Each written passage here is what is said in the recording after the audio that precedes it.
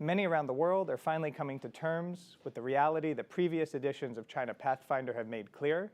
The Chinese economy has deep structural problems, and there are no easy fixes. In 2023, China's GDP will likely grow at less than 4% for only the third time in the past 20 years. And this raises fundamental questions. How will Xi Jinping respond? How will the other major economies around the world handle these shifts? And what does it mean if the world's second largest economy can't recover from its economic malaise? Will national security priorities continue to supersede economic dynamism? And how will industrial policies and tools of statecraft, like outbound investment screening from countries like the US, impact China's thinking? These questions become more pressing as elections approach in Taiwan and the US in 2024. This is where the China Pathfinder framework offers valuable insights. Now in its third year, China Pathfinder gives policymakers a way to distinguish the signal from the noise of Chinese economic policy decision-making. With the benefit of tracking changes in China's performance along more than 25 economic indicators across multiple years, we can move beyond instant reactions to identify where China is actually making strides toward market reform. We can also identify the areas where China is backsliding. The goal of Pathfinder has always been to create a shared language on China's economy for policymakers and economists alike. The reaction to Pathfinder in its first 2 years has affirmed that mission. In our meetings with US, European, and Chinese officials, the data we provide in these pages is recognized as useful and revealing, even if officials disagree on how to act in response. One of the reasons that the project has resonated is that the findings in Pathfinder are not limited to China. Because the purpose of the China Pathfinder study is to compare China to top 10 OECD economies over the same period, an interesting piece of this work has been discovering the trajectory of market economies over the same time frame, and we will discuss that today. Our hope is that Pathfinder sheds some light on the various paths China may take and shows that while Beijing has run out of the easy options, opportunities for adjusting the economic model remain viable. The course it chooses will determine its fate and impact the rest of the world's for years to come. So let's get to the new data in our new report, which is now available on chinapathfinder.org. It is my pleasure to welcome Dan Rosen, partner at the Rhodium Group, co-author of the report, senior fellow at the Atlantic Council. I got all the titles, I think, Dan. Dan, we're going to get into the data in a moment, but first I want to step back. What makes the China Pathfinder model framework different than other ways of assessing China's economy? Josh, it's so great to be launching this year's edition. What makes Pathfinder special is that it takes a structural approach to understanding the Chinese economy, what makes it tick. And we've done that. We've built this framework up really over the course of a decade. Initially, taking that structural approach because it was the best way to understand why China's growth was so strong and so resilient to so many shocks. As the past decade has unfolded, it's now giving us a lot that we need to know to understand why there's such strong headwinds that China's dealing with. So it's a structural model of what explains a country's GDP growth. So let's look at that structural model. Here is the new dashboard. As I said, chinapathfinder.org. You can find it. It's interactive. You can explore it. We'll share it in the link with everyone. But Dan, before we get into each grouping here, the framework, walk us through a little how we think about measuring the structure of China's economy. If we're going to talk about an economy, a systemic view on what an economy is, whether it's market-oriented or not, we have to define what that means. So we got to take a lot of complexity that goes into what makes an economy market-oriented and simplify it down. We choose to do that here into 6 dimensions, 3 of which are kind of inherently domestic for China. Financial system, market competition, innovation system, and another 3 that are inherently on the external side. They reflect how China's economy interacts with the world economy. Trade, direct investment, portfolio. We'll get to those in a minute.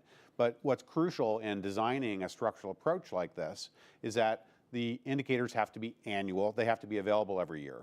They have to be comparable. We need the same data points for a selection of economies so that we can put China and the red line here in context of these 10 most advanced market democracies. We have an average in yellow, but we've got each of them in the background there too. And folks here, you can drop give us down, the ability to do comparative analysis of what these systems look like, what makes them tick. Okay, so let's go through each 6 briefly, starting with financial system development. Financial system, well, first of all, what does that mean? You know, in between extra savings in your pocket and a company in California that is willing to borrow at a cost is the financial system. And the question here is, what makes it tick? How does that financial system work? Is it a planning office deciding how capital flows, or is it market forces setting interest rates, determining that kind of stuff? And when we look at our new data for last year on China, what we'll see, a little bit of forward movement for China versus 2010. It has come a distance toward market economy norms, but the amount of progress, look at 2021 over 2022. It's a new feature we have this year, so you can compare data year over year, but as you said, just marginal movement. As we do this year after year, we get more and more data points in time, so we can see the pace of evolution here. So a little bit of Chinese forward motion toward market economy norms, not very much. What progress there is mostly because one of our indicators for looking at financial system development is the ratio between interest rates and GDP growth speed. It should generally kind of be in the same neighborhood.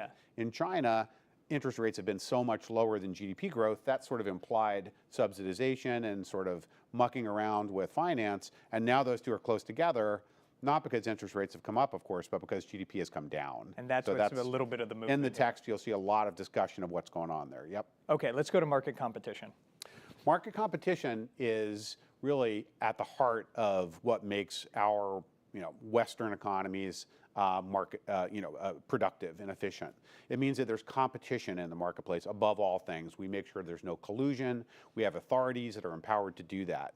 So we look at this one and break it down. China, again, has made progress over 2010. For example, starting to get state-owned enterprises out of the game, making sure there's enough competition in most sectors, making sure private firms can get in there and compete, foreign firms can get in there and compete. But in recent years, most of those trends have also slowed quite a bit. And in the most recent year, we actually have a little bit of a dip this year, negative backwards movement in China's competition, market competition score. Just see that slight from 2021. You can see. And that has mostly to do with the role of state enterprises in the leading industries actually coming up in COVID conditions, private firms on the sidelines, state companies coming in to try to make up the difference. Okay, let's go to modern innovation system. This is one of the key findings of this year's report. You'll see it in the text, and a significant dynamic here going on under the hood.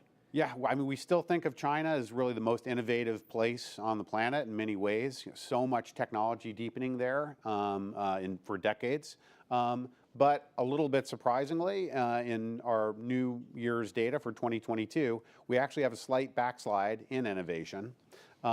And as you dig into the indicators here, and look at why that is the case, why our integrated score for China on innovation has slid back a little bit, is mostly to do with venture capital as a share of financing activity in the economy coming down.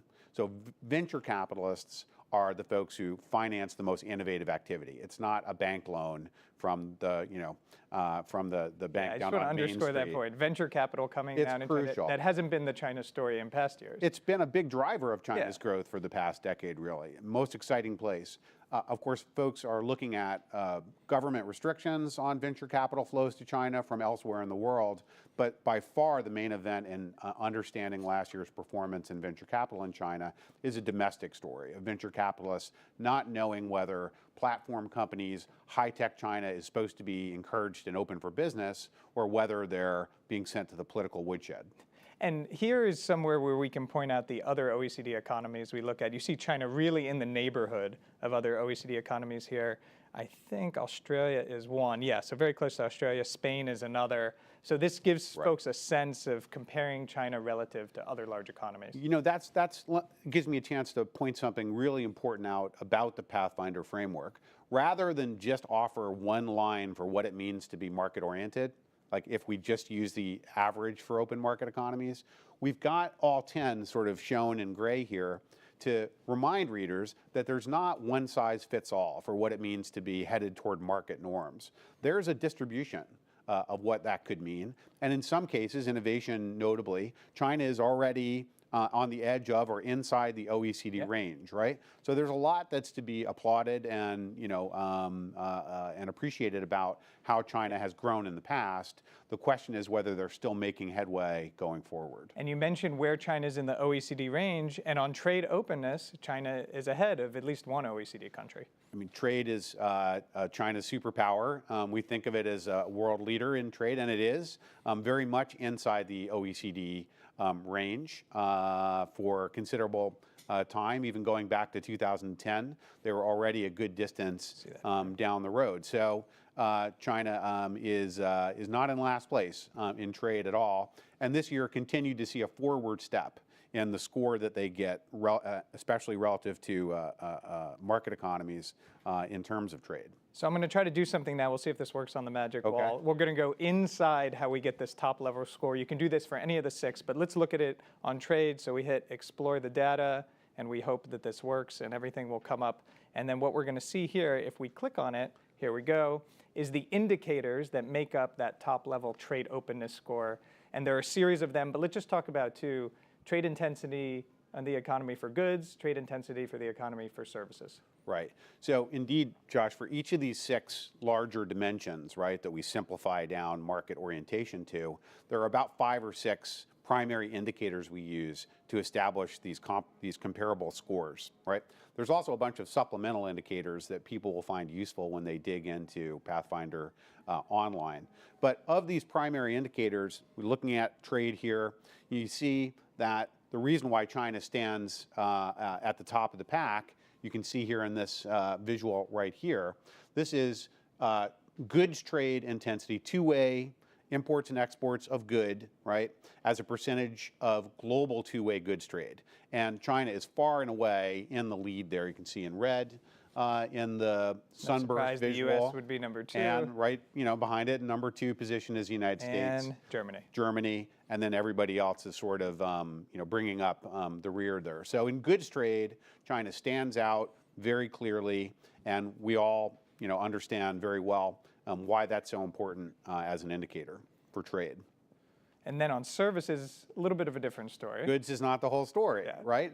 I mean, especially today, thinking about where the value added is at the margin, where the growth is in global potential for trade, services plays a much more important role in many respects, right? And when we look at the services trade story in terms of who's in the lead, China is in the top third. Okay, that's a big deal, and that's a great improvement over 2010 where we're coming from.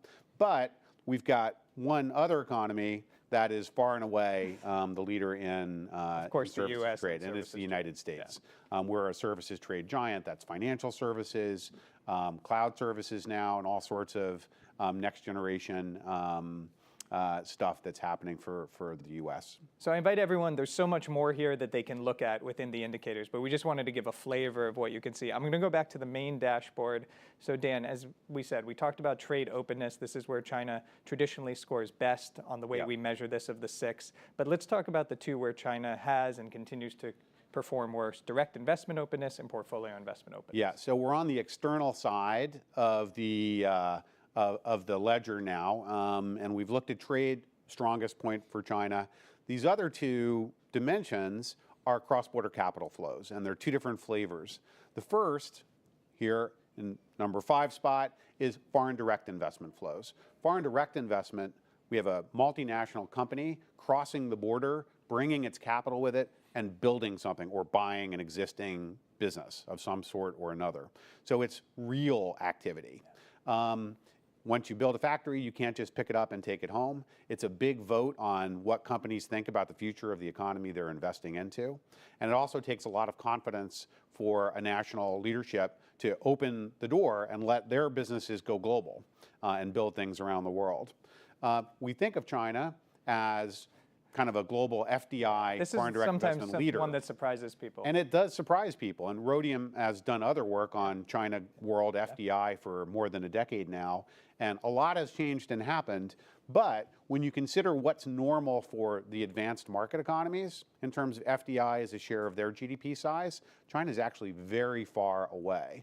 So yes, China has something to be proud of in terms of taking the first lap around the track as a nation that hosts direct investment and invests abroad, but really there's a long, long way to go before they're in the normal range of what it means to be an advanced economy and as a direct investor. And even a longer way to go when it comes to portfolio investment. Portfolio is tomorrow's possibility for China. Incredible potential, but when you think about it, China is really a very partial global economic power when you look at the portfolio investment lens here.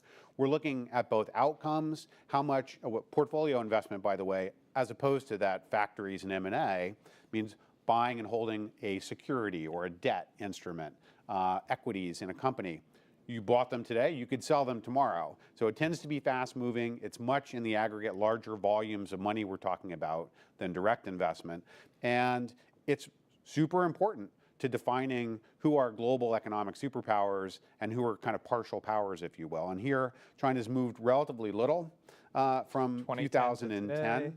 Last year, we were effectively flat, almost no movement in that indicators for China. And we have really the largest gap with what it means to be an advanced market economy in the world today. There's a lot of profound reasons for that, which we do explore in the text, and I hope we're going to explore more here today as well. But it's one thing to want to be a global financial player. It's quite another to make your exchange rate open and market-oriented, to make interest rates market-oriented, to bring down your capital account barriers. That's pretty tricky stuff to do. Well, what you're getting at there, I think, goes to a broader issue and attention that Pathfinder identifies as what does China want? And portfolio investment is one way to measure that. There are different ways to measure that. But that's really what the conversation we're going to have now. How does China balance its foreign policy priorities, its national security priorities, its domestic stability priorities, and its opportunity for economic growth? And what are we to think of that, right? Because there's a lot of different messages that we get from Beijing about intention to be a market economy, to play on the same field with other economies and portfolio flows and all these other things. But then we need a way to gauge that against some objective indicators and metrics to see whether that's just rhetoric or they're following through with it. Because which of those two outcomes happens is going to have huge implications for us and our economic policy challenges that need to be managed in Berlin or Washington or Tokyo or really anywhere in the advanced market world. On that note, I want to thank you and everyone from Rhodium Group for the fantastic work and the collaboration that makes this possible. And I want to turn to our panel for their reaction. So have a seat, Dan. Let's do it. Okay, now I'm going to introduce our panel. We have with us Brad Setzer. Welcome, Brad. Council on Foreign Relations, Whitney Shepardson Senior Fellow. Calling in from Beijing, Sun Yu, China economics reporter, Financial Times, and Nargiza Salajanova, Director, China Projects Team at Rhodium Group, co-author and lead researcher on China Pathfinder Project. Nargiza, Brad, Sun, thank you for being here. And Brad, I'm going to start with you. And the question's about spillovers. There's a lot of talk right now in the U.S. about what China's slowdown means or doesn't mean, both for the U.S. economy and more broadly for the global economy. Your take. Well, I guess this gets at one of the difficulties with any metric that tries to be comprehensive, like the metrics that were presented here this morning. If you measure China's trade openness using aggregate measures of trade, China looks fairly open, more open than, for example, the United States, particularly on goods trade. But there's embedded within that single number a great deal of dispersion between China's exports, particularly of manufactured goods, and China's imports, particularly of manufactured goods. So if you net out parts trade, China's goods imports are now about 5% of its GDP, which is actually at the low end by a significant degree relative to the rest of the world economy. China's exports, again, netting out processing imports, are now more like 15% of GDP. I mean, in the middle range, frankly, of global economies, in part because some of the European economies score very high. But if you did a number like that for the US, we would be at the low end at 5. You average those out, and you say, oh, China's goods trade is 20% of total GDP, net of processing, but that misses the imbalance. And I think when thinking about how China impacts the world, the fact that China is a very modest importer now of manufactured goods is quite relevant when thinking about the direct effects of a slowdown in Chinese growth. To put it in concrete terms for a firm, once upon a time, Boeing sold a lot of aircraft in China. Once upon a time, Boeing might have worried that a slowdown in China would lead to less demand for 737s, 787s, 777s. But right now, Boeing sells 0 planes in China. So the net effect of a slowdown in China on Boeing, unless it leads China to reopen its willingness to buy Boeings, is 0. I think that's an important distinction. I think it is underestimated, and my one critique of the Pathfinder project is that it leaves out what I think is one of the most critical facts about China's economy, which is that manufactured goods imports today are well below manufactured goods imports when China joined the WTO. There has been deglobalization in China's manufacturing side on the import side. Now, that has the advantage of limiting direct spillovers to the US, to Europe, from a direct slowdown in China's economy like we've experienced. The risk on the goods side comes from the fact that China has relied over the past several years much more heavily on net exports, again, as a source of growth, for making up weakness in consumption, potentially for making up weaknesses in real estate. And there is at least a concern that China may embrace policies that would support further expansion of an already large manufacturing surplus. There's a secondary concern, hasn't really played out in a lot of market pricings yet, that China's very large commodity imports might be impacted by the slowdown. And there, China actually is a really, really important market. Last aspect is on the financial side. China is a source of financial outflows to the rest of the world. It runs a current account deficit. Historically, that has had impacts on certain markets. When China was adding to its reserves, a lot of people thought that artificially held down Treasury and agency yields, had certain distortive impacts on US markets. When China built out the Belt and Road, it clearly had a big impact on those countries that were on the receiving end. Right now, China's state is not accumulating foreign exchange. Private money is leaving China, and the impact of that private flow outwards is A, harder to track, and probably a bit less distortive. So I think you have to think in some broad sense about where the risk lies, and to me, the risk almost entirely lies around a disruptive change in China's exchange rate policy that aims to propel Chinese exports forward and make up for internal weakness. That's really helpful. Thank you, Brad. So if I hear you right, the first order effects somewhat limited if you think about exports and imports and manufacturing, but second order effects could be larger depending on how China reacts. Correct. Okay, Sunyu, I want to turn to you, and then Nargiz, I'm going to come to you both for a question and then a response to some of what Brad said. But Sunyu, a lot of the narrative here in Washington, and certainly something we've talked about with Pathfinder, has been China has to balance, it has to choose between its national security priorities versus economic dynamism. It has to choose between stability domestically and control versus unlocking and unleashing certain markets that could lead to growth. Is that how you are seeing the tension on the ground? And I know that it's not monolithic within the party, and I think it's helpful to hear your perspective on some of the divisions that are happening internally. Yeah, I think it's pretty hard, actually. Apparently, President Xi wanted to do both. He wanted to have both high economic growth and national security. And it's a fact that you can't really have security without a high level of economic growth. But at the same time, on the ground, it's becoming pretty tricky. To give you a few examples, one of President Xi's priorities was to achieve grain self-sufficiency in almost every province. So that means in many provinces, farmers were forced to turn their gardens or their, say, parks or other profitable produce into grain fields. which produces far less economic benefits as opposed to what they previously would have grown. And by that, China sort of was trying to achieve the goal of food self-sufficiency in almost every province. But that's in violation of the so-called common prosperity that President Xi was also promoting at the same time. And to give you another example, on the one hand, China is encouraging private companies, right, to grow. For example, the authority has been giving a lot of positive messages to internet giants like Alibaba or Tencent.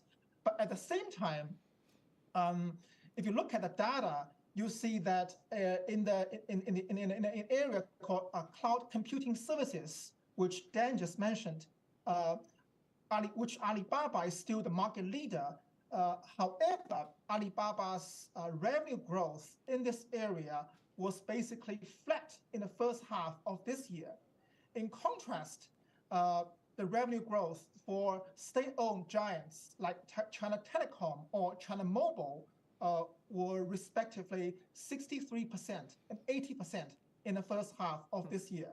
And that's because Alibaba is now having trouble getting government contracts from the authority, whereas state-owned giants had much easier access because the government thought that by only giving contracts to the SOEs, you have a better sense of national security.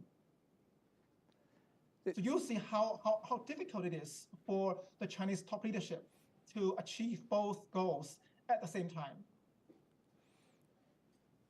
Sun, thank you. And I think you outlined really well some concrete examples of where China has to deal with the choice and has dealt with it in one way, and certainly in the past few years. And now at least there's some push to try to recalibrate, although we will see whether that actually develops in reality. I should have said at the beginning, thank you for being with us very late from Beijing. And I appreciate that. And any lags on the video, I'm sure, are due to those connections. But we can hear you pretty well. And I thank you for staying up for us and being part of this. Nargiza, I want to turn to you. One, reaction to Brad's comment about trade. I think that's an interesting point, and we should reflect it. We have another year Pathfinder coming up, so something we could incorporate. But two, the question that's geopolitical. How should the U.S. and the G7 think about a China slowdown? You know, Brad made the point that it won't have as much immediate impact, most likely, as some might think of the slowdown of the world's second largest economy. But there's an odd amount of almost cheerleading sometimes in DC that the fact China's going through economic struggles. But what does that necessarily mean from a foreign policy priority stance? So that's such a great question, but also so incredibly complex, right? We can spend a whole hour just parsing all the different dimensions. But let me touch upon a couple of points that I think are particularly relevant here. First, and very importantly, when we think about so-called great power competition and how states compete and what is important for national power. Economic power is, of course, absolutely critical, right? An important calling card for China when it presents itself to the world and when it approaches developing economies is to say we are powerful, our development model is very attractive, we grow rapidly, we're able to provide, right, these incredible rates of growth. And that narrative is increasingly tested by the facts on the ground. We've seen a lot of adjustment, let's say, in retrenchment to how BRI works. We've seen China's own companies struggle a little bit as they're trying to hold on to their presence in China's domestic market while at the same time are facing a more tense environment abroad, right? So China was able to achieve incredible growth and success in part because its external environment was so welcoming, right? But as we see the tensions increase, that external environment is tightening as well, right? For the CCP and China's leadership, growth is an important part as well of how it presents itself to the world, sort of cultural legitimacy, right? Until very recently, it was a sort of almost received wisdom that China is going to overtake the United States, for example, in terms of GDP growth. With the current trend lines, it's not likely to happen. And that is going to be an important challenge as well to this big narrative of China's inevitable rise, right? It's also a bit of an ideological hang-up where if you must double your GDP, right, by 2035, and you really can't do that. How do you achieve that? Of course, there are lots of tools that will help kind of nudge the numbers in the right direction, but that doesn't give you healthy growth. It doesn't give you robust growth, right? At the same time, all of the economies that are looking at China, the United States, G7 partners, other developing economies, look at China's growth and think, well, what sort of a country is it going to be 2 years from now, 5 years from now, 10 years from now, right? That is going to affect how policymakers think about these things. One final thought, and that is to do with China's own ambitions for itself, right? As we look at China and its growth trajectory when it comes to key technology development, right? Or its ambitions for achieving self-sufficiency or other targets, all these things cost money. And yes, there is a tendency to think of China as being incredibly, capable of just magically making things appear. That's not really possible. Like all countries, they have to pay for things, right? And in the conditions of the slowdown, they're going to face trade-offs. They will be able to afford some things, but not all of the different things. And the level of financing is going to vary because so much of how China pays for all these important achievements is through local governments, which are very much in trouble. I'm glad you raised that. I want to get, and Brad, I'm going to come back to you in a few minutes on, we're going to talk debt, we're going to talk monetary policy, stimulus, all the levers China can or can't pull, or can but doesn't want to pull, and why they might do that. I want to engage the audience here, so askac.org on your phones, on your computers, anyone watching, submit questions, we'll get them to the panelists. Dan, I want to turn to you first. 10th anniversary of the 60 decisions, launched at the 2013 third plenum. And really, I think that meeting was so much of the genesis of the Pathfinder project and the idea to try to track China's progress or lack thereof toward open market economy norms. You're going to Beijing this weekend. What would you say to policymakers if they asked your advice, what reforms they should be pursuing to change some of the scores up here? Yeah, well, and I'm doing this all the time, reminding them how positively a lot of analysts reacted to the economic reform design that Xi Jinping put on the table in his first year in office in the fall of 2013. What was crucial about that was that as an economy approaches middle income levels, it can't just count on demographic dividends or catch-up growth to continue to deliver very high GDP growth numbers. There needs to be a clear answer to the question of how are you going to deal with fiscal policy? How are you going to deal with the efficiency of the system, right? And the great news really was that the party put a program on the table that addressed all those issues. There was the question of whether it would be implemented, of course, but it had all the right elements in it, including the withdrawal of state-owned enterprises, improving governance in the corporate sector, fiscal policy reform. All these things and more were reflected in the party's plans 10 years ago. And even better news, they tried to implement most of that.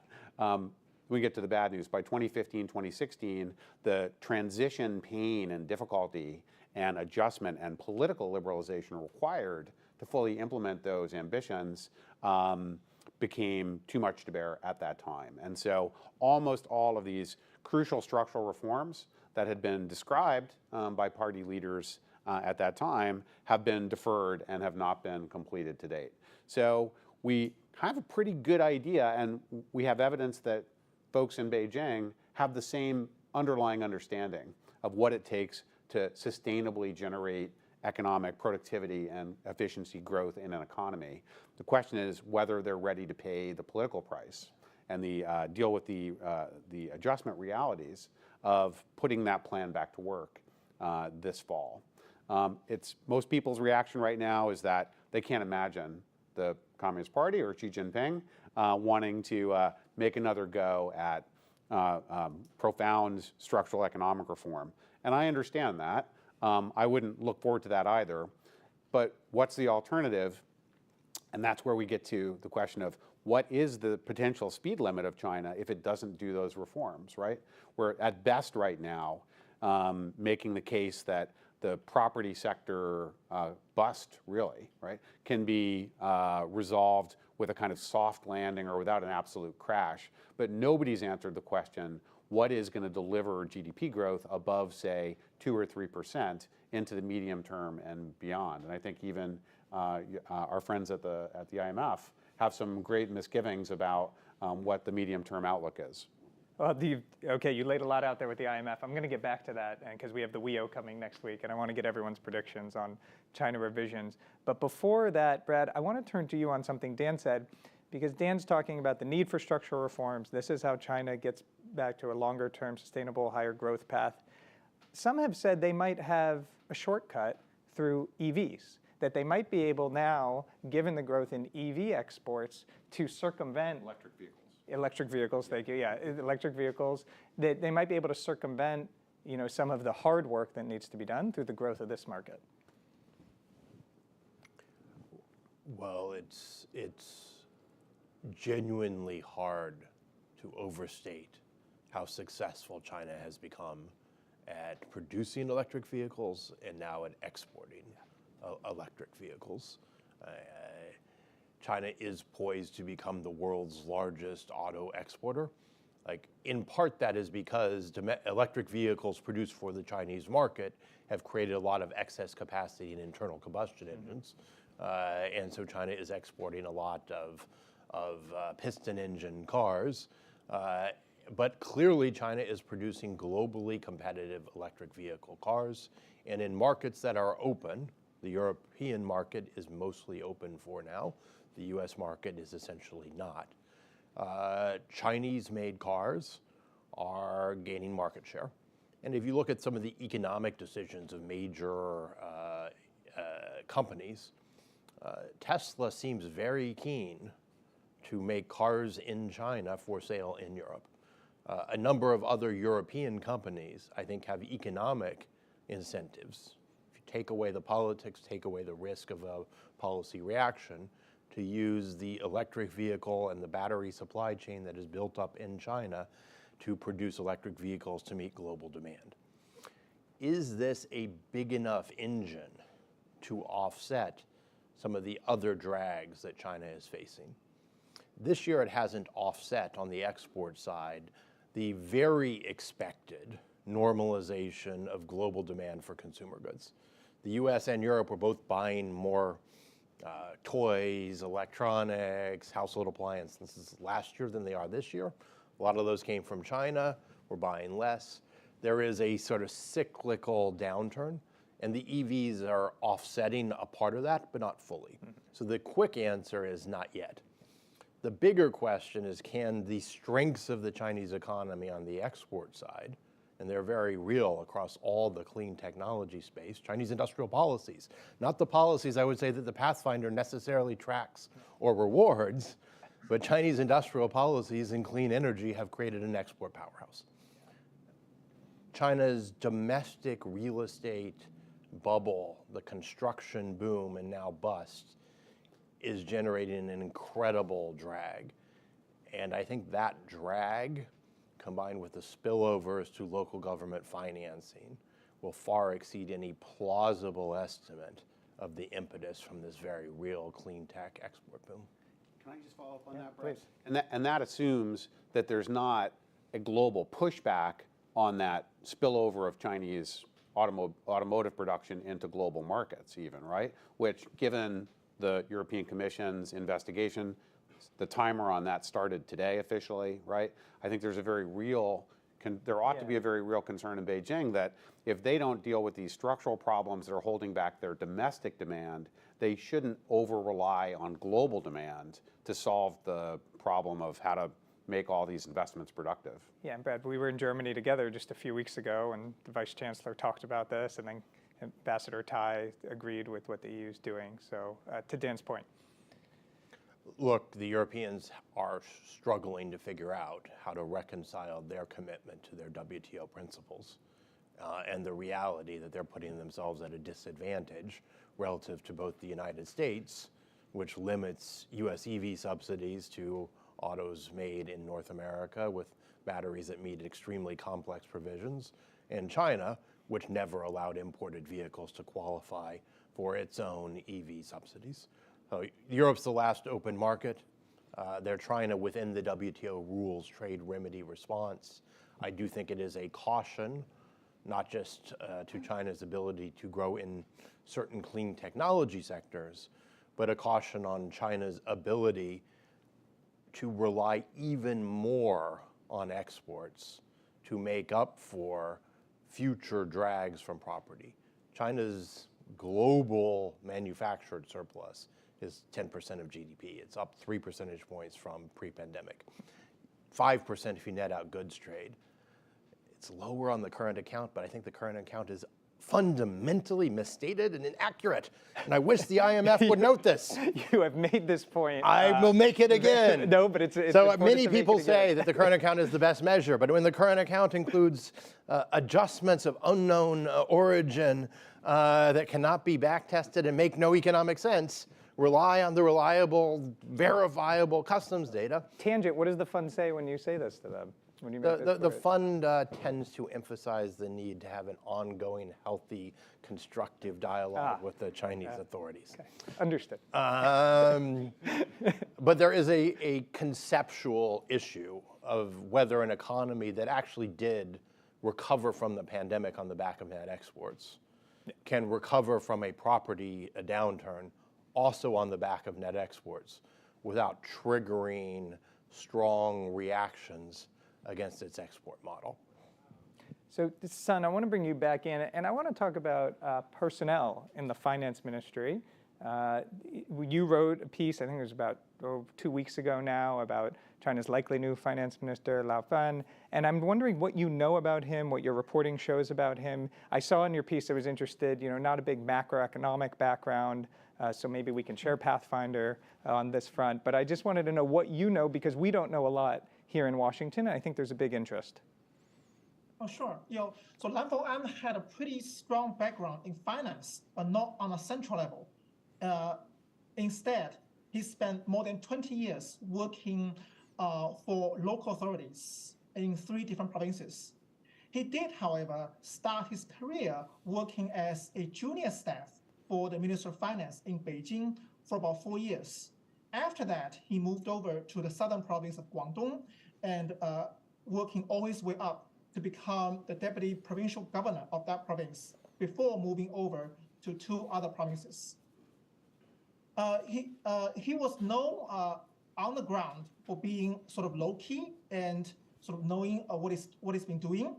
But what's most striking is that he was the deputy director of the Finance Bureau in Guangdong in the early 2000s when Liu Kun, the outgoing Minister of Finance, was then the director of Finance Bureau of the same province. So they too were once colleagues for a few years. And that's partly why Lan was picked as Liu Kun's successor. So policy insiders in Beijing mostly reckoned that there's not much initiative that Lan Fouan would be able to take to sort of revamp China's financial policy per se. What he could mostly do is to perhaps discuss financial policies with his supervisor, which in this case would be He Lifeng, the vice premier, who is in charge of China's economic policy in general. He's now pretty powerful. To some extent, he's even more influential than Li Qiang, the premier himself.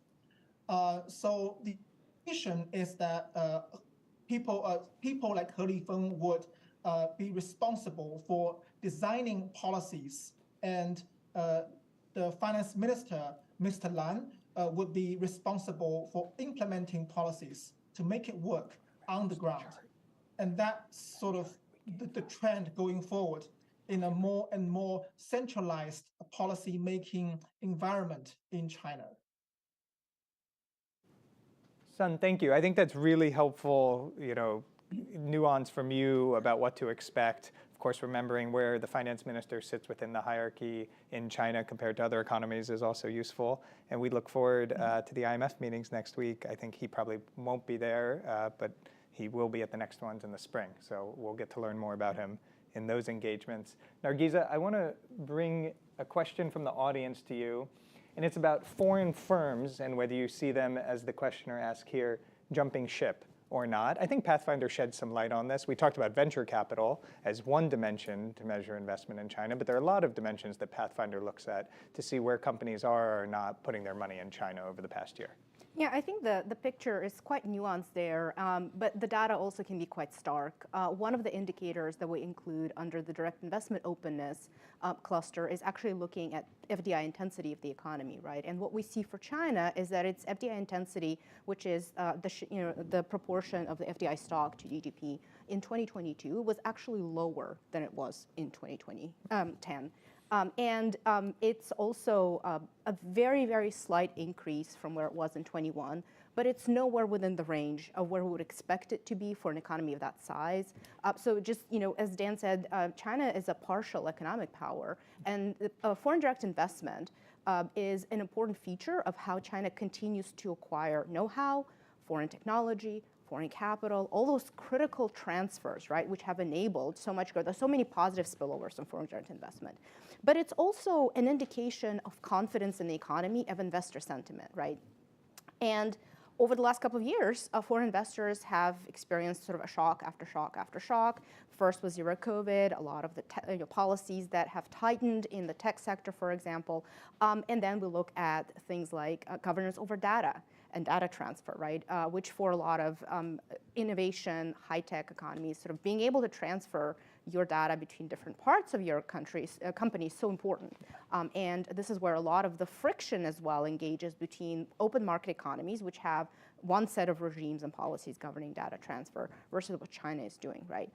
And for foreign investors, they're sort of looking at three different tracks, right? On the one hand, there are those companies which are still fully committed to their future in China, and they're strengthening their investment there. We have published a note called The Chosen Few that looks at European investment in China. And we see that for certain kinds of companies, mostly automotive, on the European side, there is a strong continued investment. But the proportion of investors is actually shrinking. So increasingly more and more investment is accounted for by a smaller portion of investors. So that's one track. The second one is the so-called China plus one, where investors are protecting their presence in China, but they're also looking elsewhere. Some of that is driven by geopolitical concerns. A lot of that is driven by economic considerations, right? If you want to invest in China because you see the growth potential there, that's one thing. If you see it slowing down and you worry about what Chinese consumers are going to do and if there's a market for your product, right, you're going to try to look somewhere else as well. And costs in China are going up as well, right? So for Chinese companies as well, many of them are looking for more efficient, lower cost ways of producing, and they're trying to go abroad, sort of in the same markets in Southeast Asia, for example, right, that a lot of developed economy companies are doing that. And then there is a sort of a third category of companies, let's say, which are very quietly, because nobody wants to make a big deal out of this, are either cleaving off their share of the China business and sort of making that as a sort of a separate entity, or are quietly withdrawing, and nobody wants to make a big splash over that. But if you look at surveys by European, American, Japanese companies looking at their prospects for investment, many of them are saying they're either keeping it the same or decreasing it, right? Because they have so many different concerns, both on the economic and on the security side.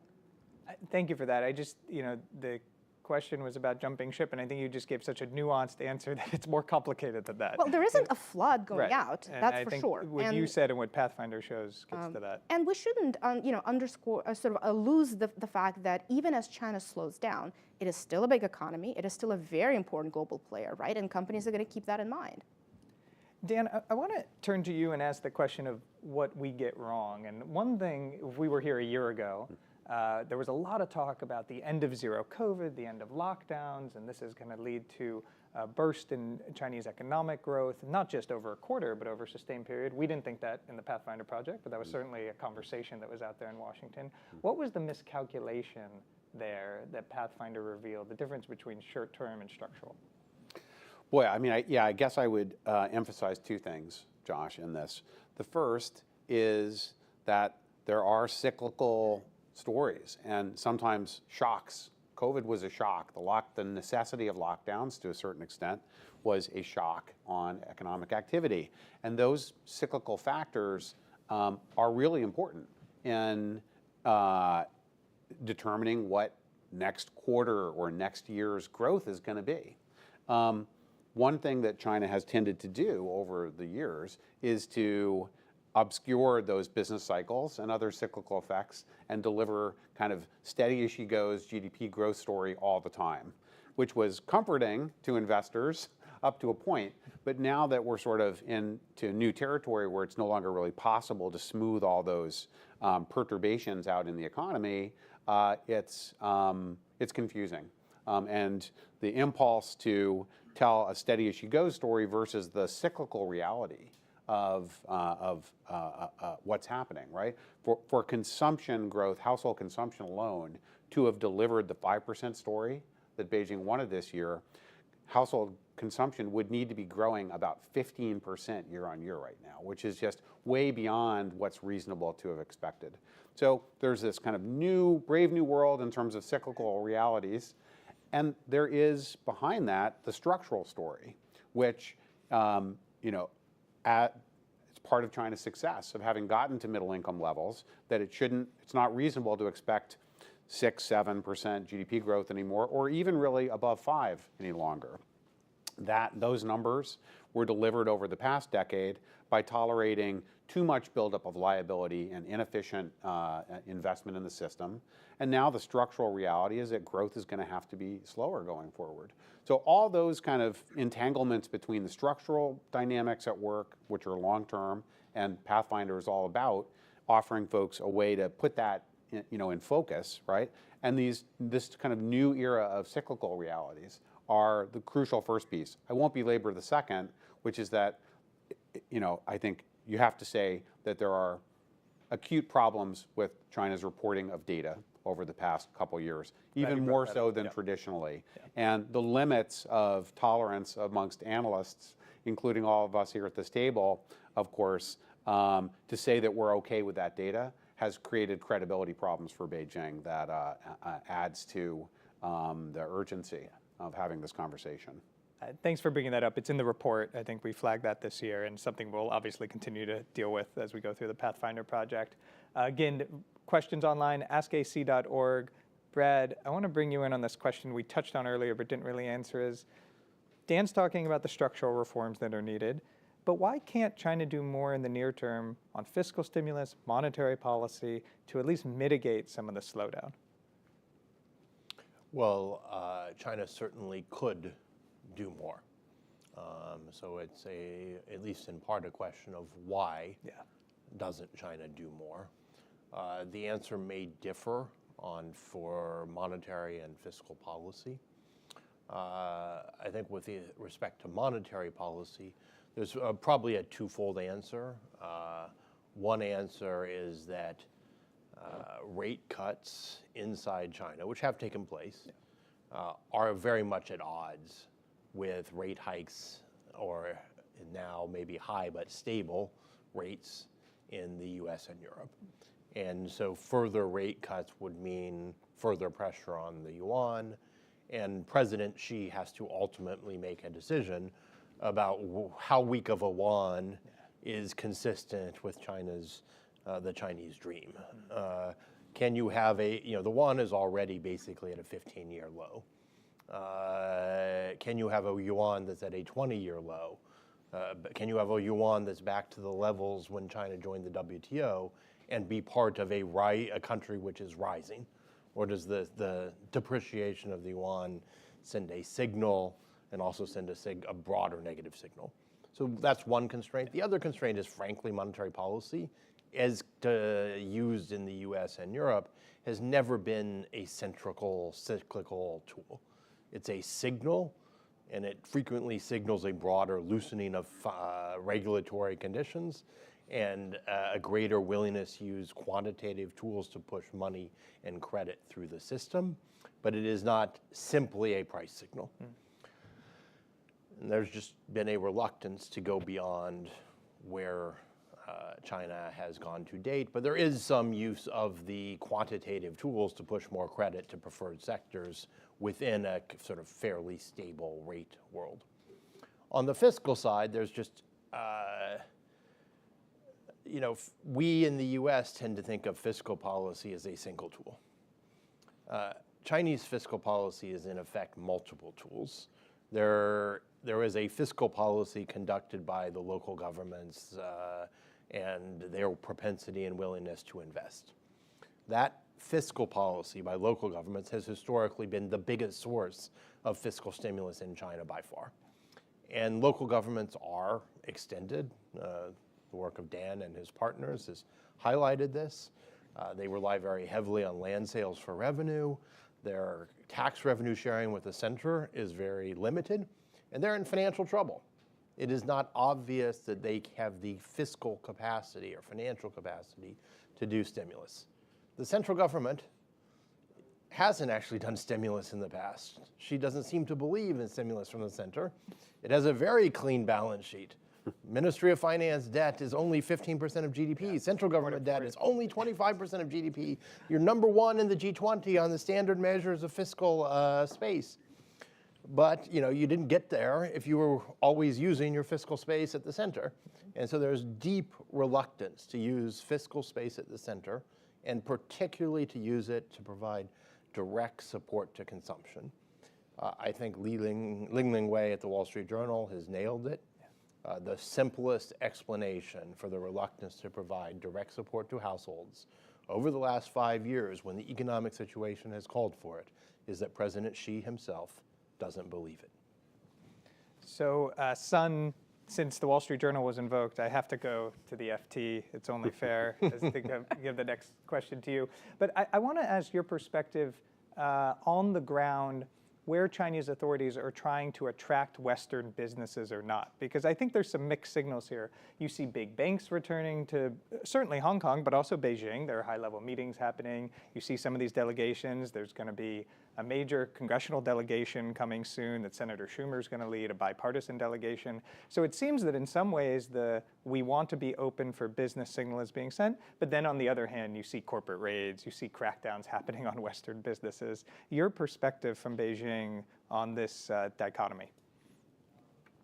I think that has to do with the priorities of different departments. Of course, the Minister of Commerce will be very keen to get foreign investments, that's for sure, as do local authorities on different levels.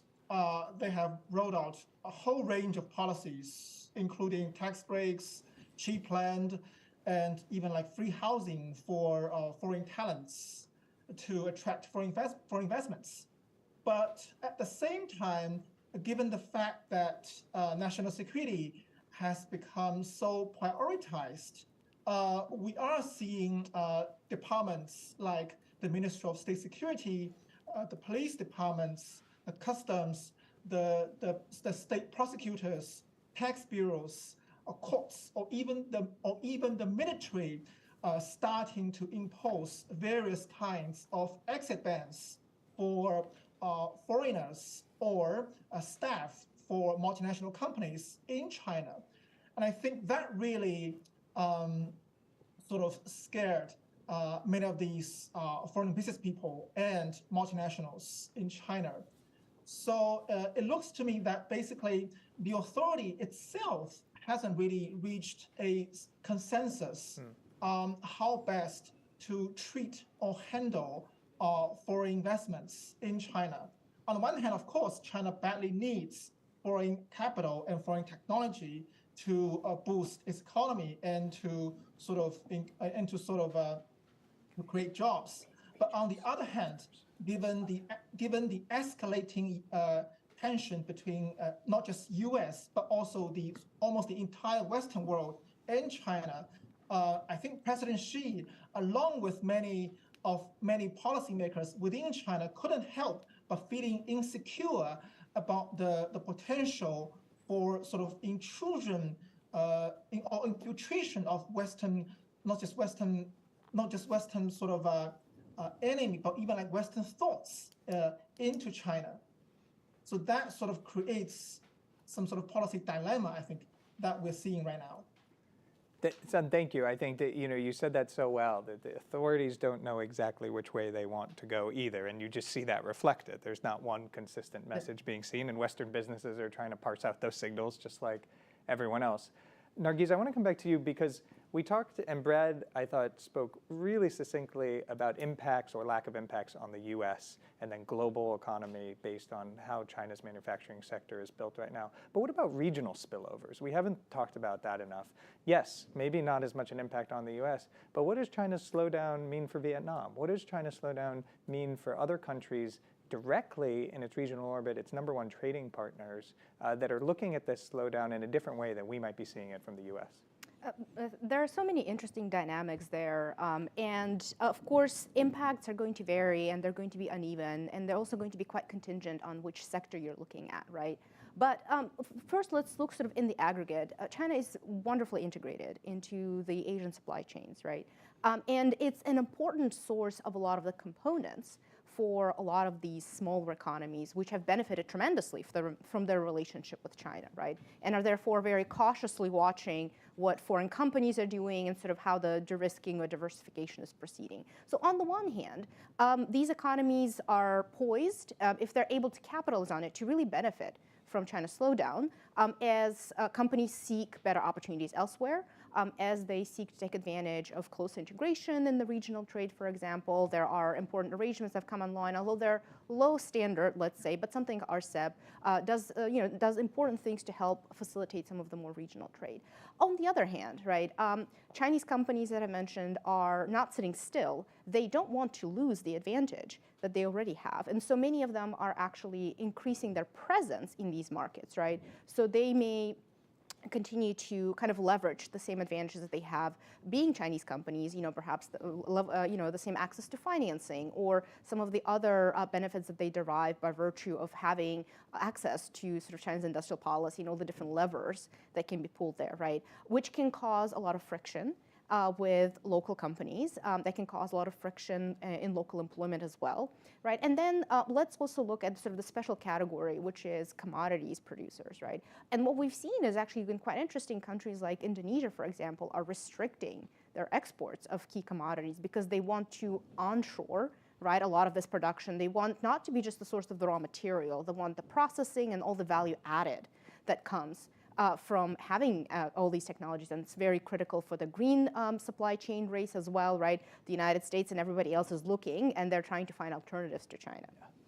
I'm glad you brought up commodities. IMF was here yesterday. They released an analytical chapter of the WIA, which I encourage everyone to look at, about fragmentation in commodity markets, trying to model out some of these impacts on US, China, but also the region if we go into a further economic block situation. I'm going to go out of order, so I'm going to come back to you, Dan, in a moment. But Brad, I want to go to you because there's questions here, and we haven't raised the word tariffs yet. You're a former senior USTR official, so I think we're contractually obligated to talk about tariffs in this conversation.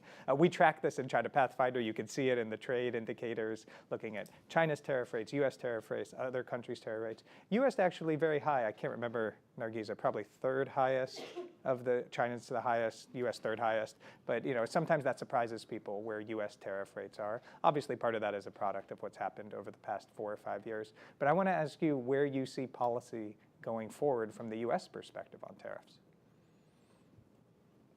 Well, I guess no one should be surprised that the U.S. Now is one of the advanced economies with the most tariffs, for the simple reason that China used to be our single biggest bilateral trading partner. It no longer is. I think Mexico is in first place. And we put significant tariffs on half of trade with China and modest tariffs on another, let's say, quarter of trade with China. So, and then there are non-trivial tariffs on steel and on aluminum, together with enormous negotiated exemptions and exclusions to those tariffs. So the broad notion that the U.S. is now an economy with more tariffs than the advanced economy norm seems to be true.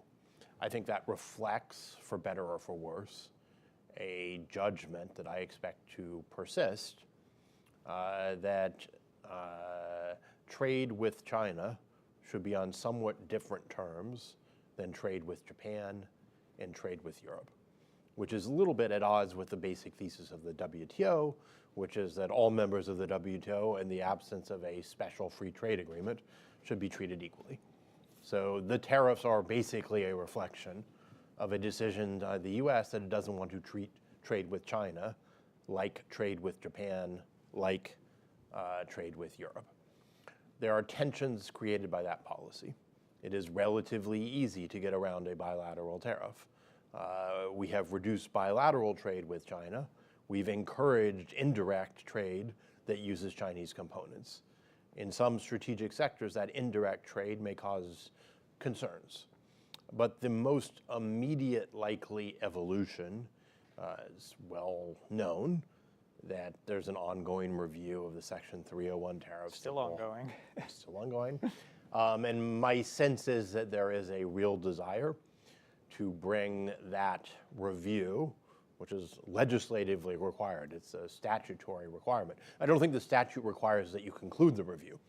That might have been an oversight in the drafting. Or it may not specify that. It is implicit. You just gave a message to Congress, although they have other issues to deal with. But if you're going to conclude the review, you need to probably do it pretty soon.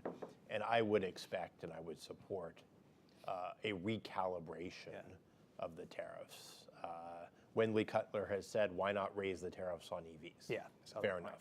Yeah. We happen to have taxes on imported EV battery cells at a much higher rate than taxes on imported EV battery packs. Essentially the same project. Should be taxed at the same rate.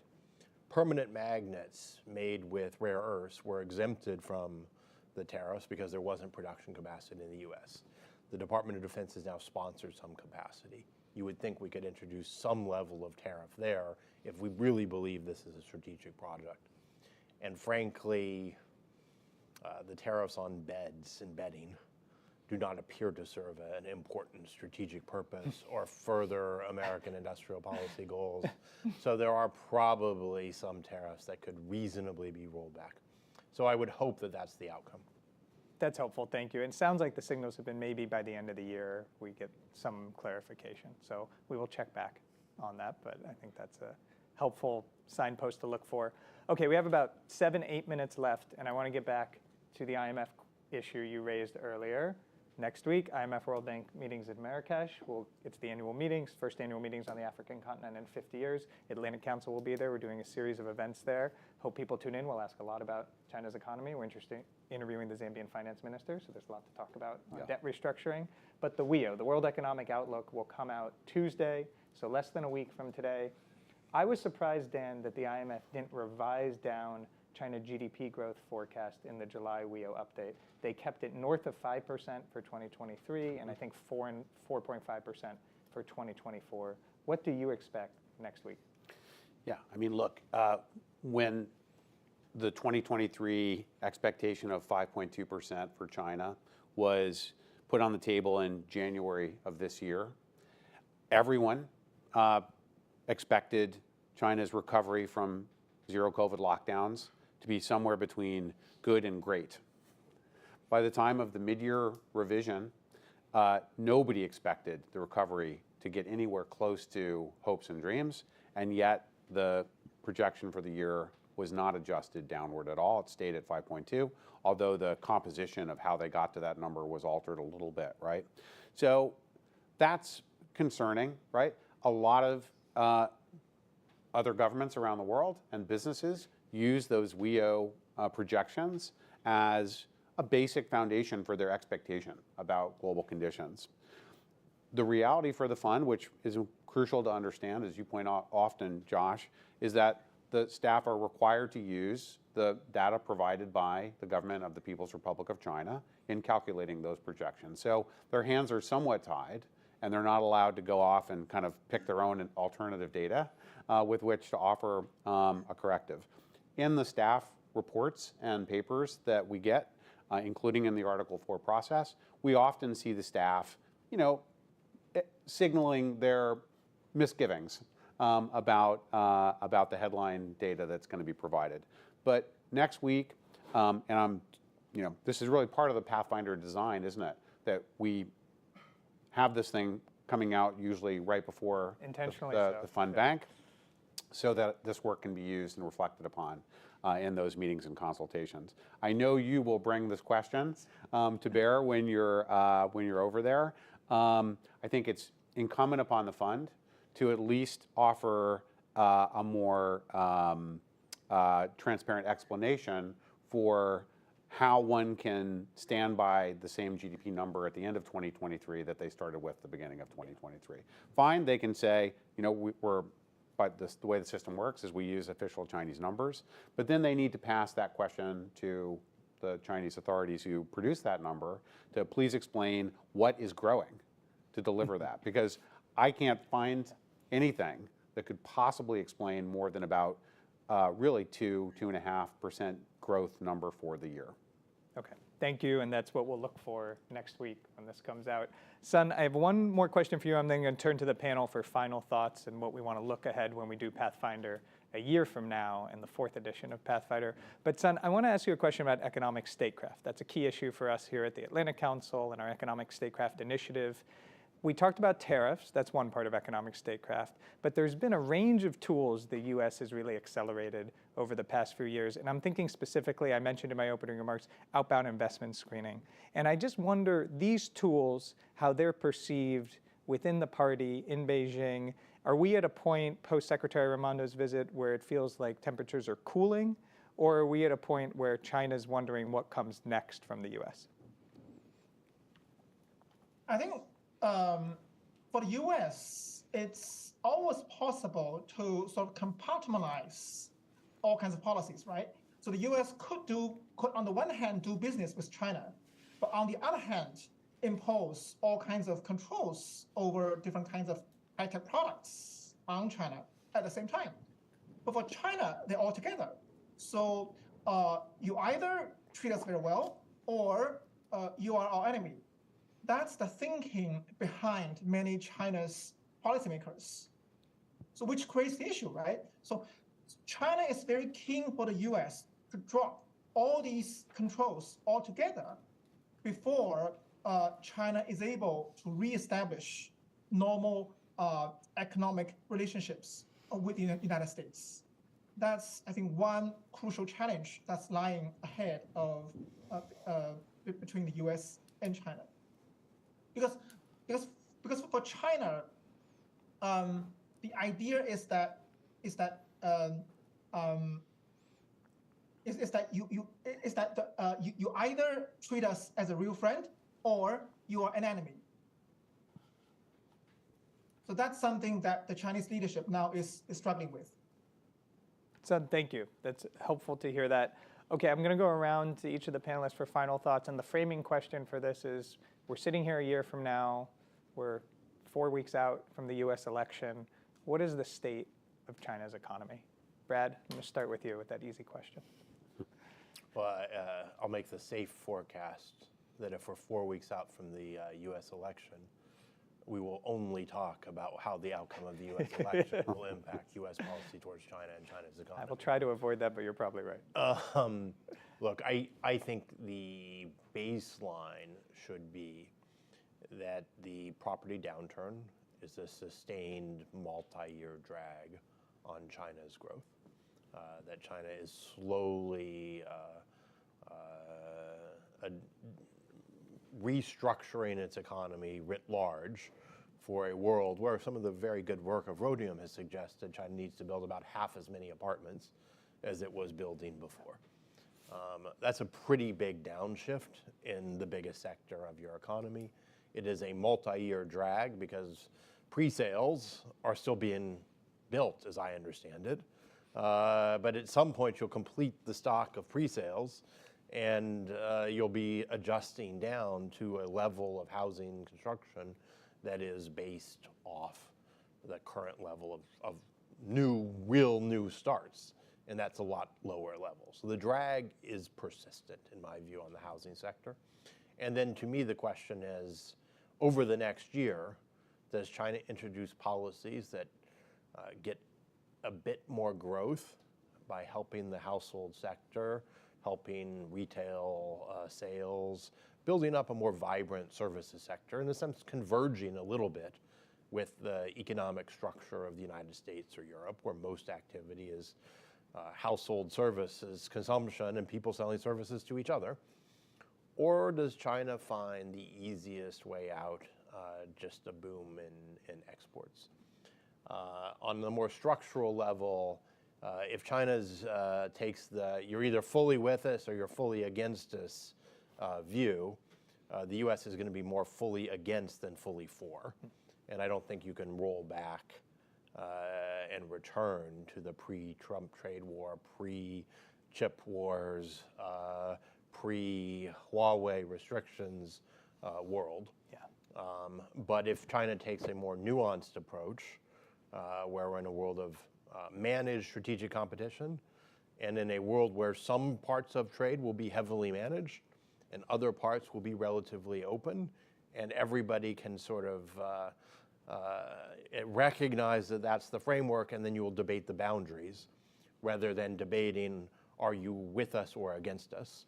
Remember that Trump's going in position, if Trump's the nominee, is he is fully against China and wants a full decoupling, which would settle the question.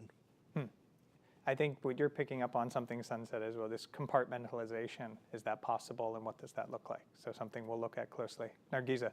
So let me maybe bucket this in three different ways. One, on the kind of the long-term structural side, I agree completely with Brad, and I think that we've been long pointing to the fact that China's economy also on a long-term slowdown trajectory because it hasn't addressed a lot of these critical structural problems in its economy.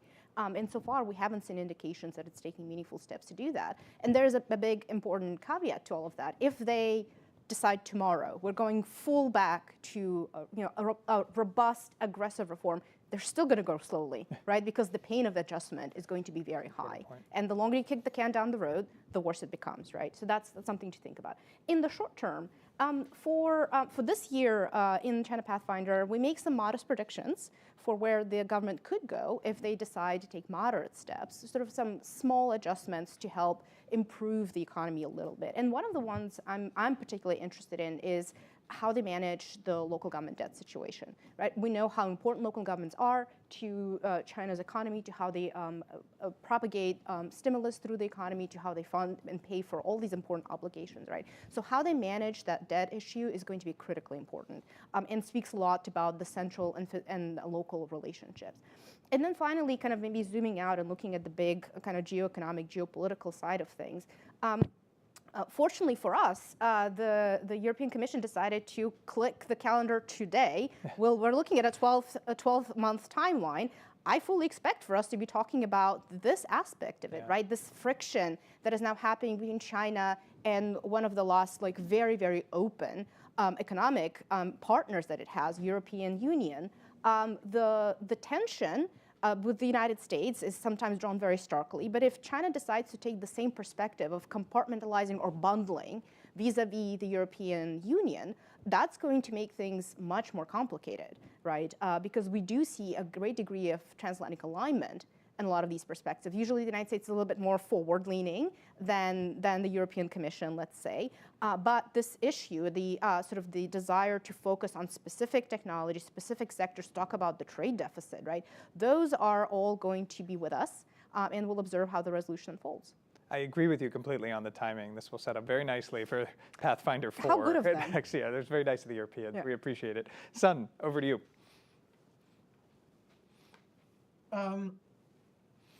I think the local government debt will be a huge issue for China, for sure. But a bigger issue is which should be the priority for the top leadership, growth or national security, I think. Because for now, a lot of officials on the ground were a bit unsure about which area to focus on. If you put focus on growth, you should liberalize the economy more, right? You should encourage private capital to enter all kinds of areas that are now dominated by the state sector. You should also allow farmers to grow whatever they want. But in reality, right, farmers are facing more restrictions in a sense that they can only grow corn or rice instead of flowers or other more profitable produce. And on the other hand, foreign companies are facing various kinds of restrictions as to what they can invest in China or what they can purchase in China. And at the same time, I think, in a sense, I think on the top level, there's still a lack of consensus on how best to stimulate the economy.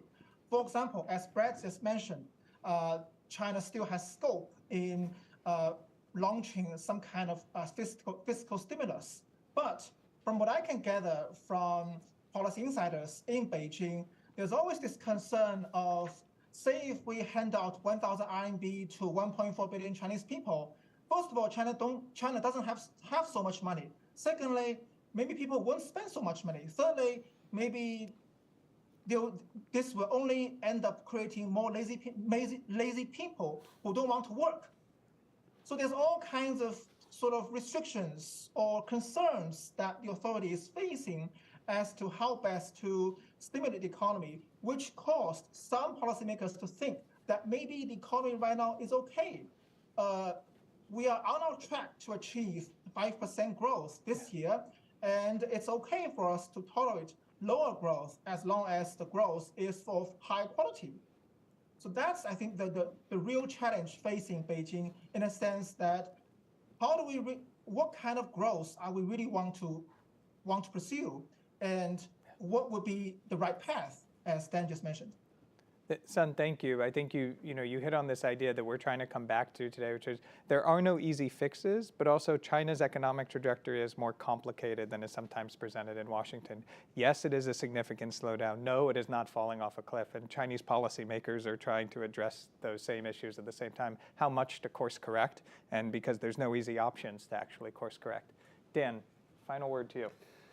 Yeah, well, looking ahead to 1 year from today, Josh, I think if we look at the cyclical story, given the severity of the property sector downturn, the mother of all corrections, really, cyclically, a year from now, it's going to be a little bit stronger because we're getting to the bottom of the property cycle, and there's going to be some recovery of that huge source of headwinds that China's been dealing with last year and this year. Structurally, though, and this is the most important message for Pathfinder overall, right? Yes, tactically, pay attention to those cyclical stories, but in making strategy and thinking about what's going to work for the long run, we have to keep our eye on some sort of structural framework to understand what the potential speed limits are here and what that portends for us. So structurally, there's no getting away from the lower parameters of Chinese potential growth, and that'll very much be true a year from now for the reasons which our colleagues here have pointed to. Local government finance bailout will be even more acute a year from now. On the net export side, that was really the bright spot in China's growth, such as it was in 2023. But I really don't see how 2024 is not the year when China's room to solve its problems through exports gets further constrained, much more constrained, as Nargis has said. By then, we'll know where the European Union is going on this. So we have the sort of push me, pull you of cyclical and structural there, and the ultimate factor, I think, the wild card comes down, as Sun said, to does political China decide to prioritize reform to get growth going, or national security to maintain stability at a challenging time? I think we have to look in the rearview mirror and say 2022, 2023, both years, if we're being honest about the data, the United States grew faster than China, extraordinarily, given our different levels of development, right?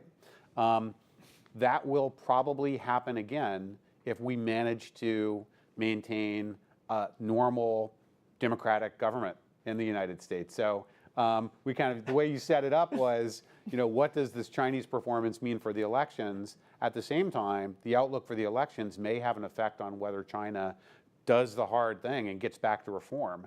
If they've got more U.S. selective industrial policy, strengthening and shoring up parts of the, the U.S. is attracting huge amounts of global direct investment right now. A lot of excitement. In this quarter, we're growing probably in the 5s or something like that. A lot of good stuff, a lot of problems as well. So the expectation of where the U.S. is going to have a big effect, I think, on what Xi Jinping and the Communist Party think the best options are for China as well. So much of what you just said would have been shocking to hear 3 or 4 years ago. True.